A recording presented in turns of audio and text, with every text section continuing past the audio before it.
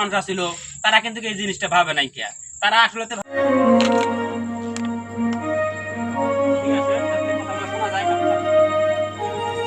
এই যে হইলো আমার সেই ভাইজান দোকান দিছে। আসসালামু আলাইকুম। ওয়ালাইকুম আসসালাম। ভালো আছেন?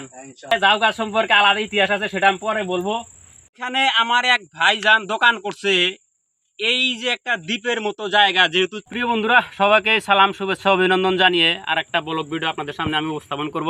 তো আশা করি সবাই ভালো আছেন এবং সুস্থ আছেন। তো যাই হোক, আমি সেই ঐতিহাসিক ধুবড়ী জেলার বিশিংচরে এসে উপস্থিত হয়েছি। এই যে দেখেন, ধুবড়ী শহর থেকে আসলাম। এইখানে নাওটা আমাকে যে ইঞ্জিন চালিত নৌকা থেকে নামায় দিল। ইতিমধ্যে লোকজন সব গেছে গা। তো আপনাদেরকে একটা আমি এখানে জিনিস দেখাবো। এখানে প্রথমে একটা মানে প্রাকৃতিক সৌন্দর্য, যে ভরপুর জায়গাটা, অতুলনীয় প্রাকৃতিক সৌন্দর্য, সেটা একটু দেখায় দেন। দেখেন আশেপাশে কোনো বস্তি নাই। একটু এগিয়ে আসেন ক্যামেরাম্যান, এইদিকে দেখেন একদম ঘাস বন তরুলতা। কেউ ভাববেন না যে এটা কোনো চরের জায়গা। এদিকেও আছে সেরকম জায়গা। আপনারা চির পরিচিত একটা জিনিস আছে, ঝাউ গাছ।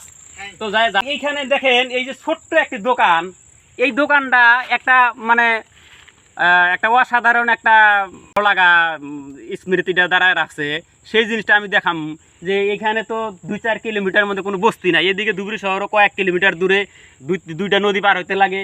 এদিকে বস্তি তো বহু দূরে দূরে বস্তি। এই ঘাট পারে তিনি কি উদ্দেশ্যে এবং কি মনোভাবে দোকান করে তার কাছ থেকে একটা জানা নেই। আর দোকানটা কিন্তু একটা এই জায়গাটার একটা সৌন্দর্যের প্রতীক হয়ে দাঁড়াইছে, সেটা ভিডিওতে আগেও বললাম। তো আসুন তার কাছ থেকে একটু 2-4 টাকা জানা নেই।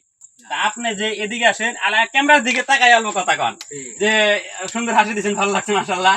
আপনি যে দোকান দিচ্ছেন, কি একটা মনোভাবনা দোকান দিলেন বা কি একটা উদ্দেশ্য? যেহেতু এখানে তো মানুষের যেখানে দোকানপাট ব্যবসা বাণিজ্য করে, একটা এমন জায়গায় যেখানে জনবসতি থাকে বা টাউন শহর, কিন্তু আপনি একটা দ্বীপের মাঝখানে একটা ঘাটের পাড়ে দোকান দিলেন, একটু দর্শক করে বলেন। এখন আমার দোকান দেওয়ার মতলবটা হলো কি, মানে দোকান করতে আমার ভালো লাগে অ্যাকচুয়ালি। তা সত্ত্বেও উপরেন্সেও মানে এখানে এত দূর দূরান্ত থেকে মানে মানুষ আয়, মানে একটা ঘাট এটা আর কি, ধুবড়ি যাইতে যাইতে লাগে এখান থেকে। আর এখান থেকে বহু দূরও যাওয়া লাগে দোকান সোকানে গেলে খেলা।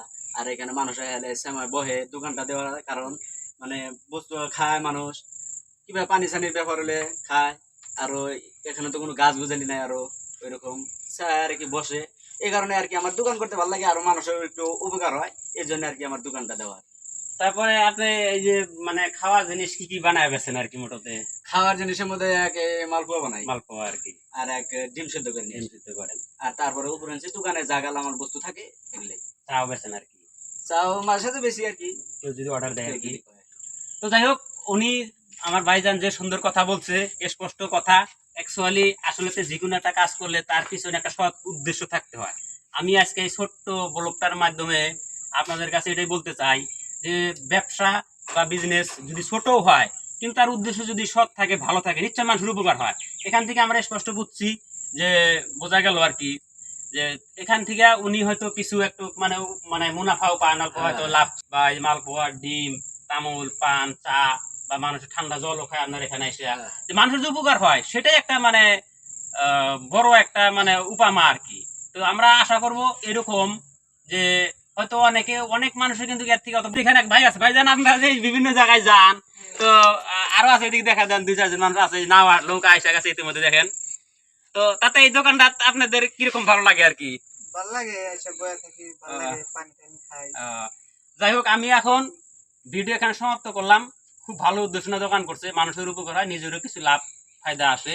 এখন এই যে মালপোয়া দেখছেন আপনারা, মালপোয়া ভালো করে দেখা যায় না, একদম খুব স্বাদ লাগবো। আমি নিজেও খাবো। ঠান্ডা ঠান্ডা পানি আছে বাজার না?